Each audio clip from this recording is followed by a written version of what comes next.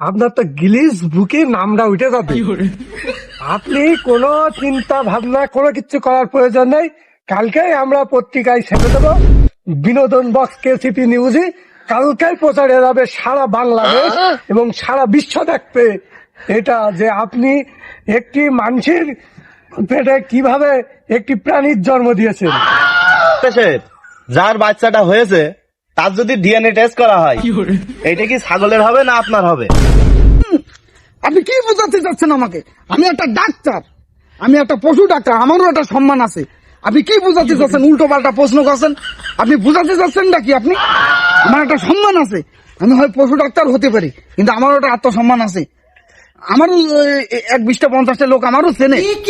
আপনারা উল্টো পাল্টা প্রশ্ন করে আমার হেনস্থা করার চেষ্টা করছেন। আপনারা সাংবাদিক নামের আপনারা কলঙ্ক।